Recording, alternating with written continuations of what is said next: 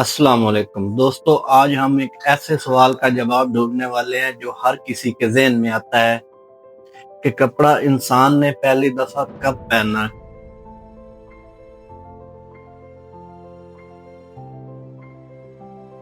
کیا یہ حضرت آدم علیہ السلام کے دور میں بھی تھا یا بعد میں انسان نے اسے دریافت کیا ہے؟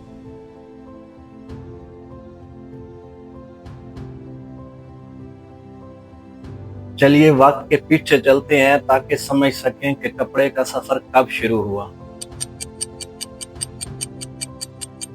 قرآن ہمیں بتاتا ہے کہ حضرت آدم اور حضرت حوا نے جنت میں جب منع کیا ہوا پھل کھایا تو ان کے جسم سے لباس اتار لیا گیا۔ تب انہوں نے درختوں کے پتے سے اپنا جسم ڈھکنا شروع کیا، یعنی انسان کی پہلی کوشش اپنے جسم کو ڈھکنے کی تھی۔ یہ پہلا پیغام تھا کہ کپڑا انسان کی ضرورت ہی نہیں بلکہ انسان کی فطرت کا حصہ ہے۔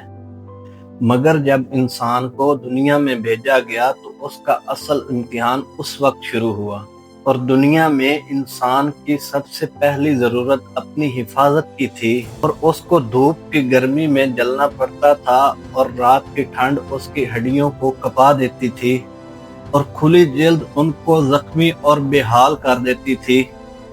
یہ سب دیکھ کر انسانوں نے سوچا کہ کوئی مضبوط طریقہ اپنانا ہوگا جس سے وہ اپنے جسم کی حفاظت کر سکیں۔ اور دوستو، سب سے پہلا کپڑا انسان نے جانوروں کی کھال سے بنایا اور شکار کر کے جانوروں کا گوشت کھایا اور اس کی کھال اپنے جسم پر لپیٹ لی۔ ان کھالوں کو نہ سلائی کیا ہوا ہوتا تھا، نہ ہی ان کا کوئی ڈیزائن تھا، لیکن سردی سے بچنے کے لیے ان کا سب سے بہترین ہتھیار تھیں۔ آپ سوچئے، ایک انسان ایک بھاری کھال اپنے کندھوں پر لپیٹ کر آگ کے پاس بیٹھا ہے، نہ سوئی نہ دھاگا، بس ضرورت کے لیے ایک کوشش کر رہا ہے۔ یہی تھا انسان کا پہلا اصل کپڑا۔ لیکن کھال کو سنبھالنا مشکل تھا، وہ بار بار نیچے گر جاتی تھی، اس لیے انسان نے کھال کو سنبھالنے کے لیے نیا طریقہ اپنایا۔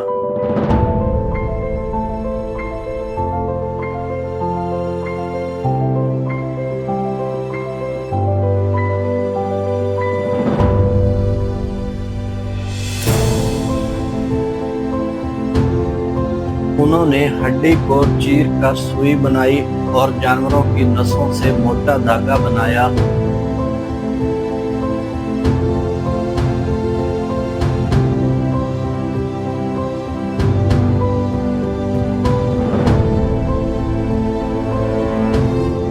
پھر کھال میں سوراخ کر کے سوئی دھاگے سے کھال کو جوڑنا شروع کیا، اور یہی تھی انسان کی پہلی سلائی، یعنی کپڑا صرف لپیٹنے کی چیز سے سلی ہوئی پوشاک بن گیا۔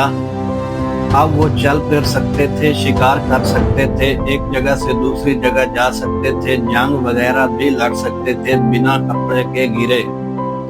وقت گزرتا گیا، جب انسان کھیتی کی طرف آیا تو اس نے دیکھا کہ کچھ پودے ریشے دیتے ہیں، جیسا کہ کپاس کے ریشے۔ انسان نے ان ریشوں کو موڑ کر دھاگا بنایا۔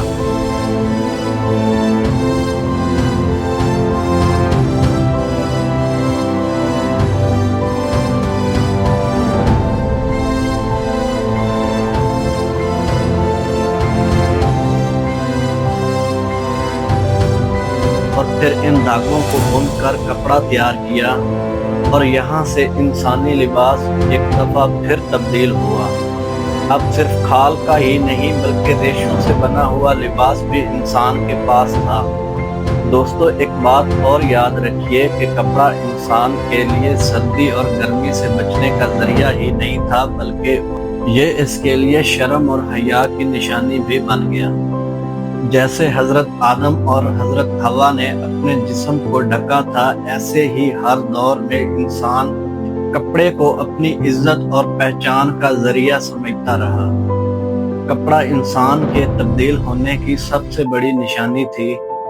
پہلے صرف جانوروں کی کھال، پھر سوئی دھاگے سے سلائی، اور پھر پودوں کے ریشے سے کپڑا بننا۔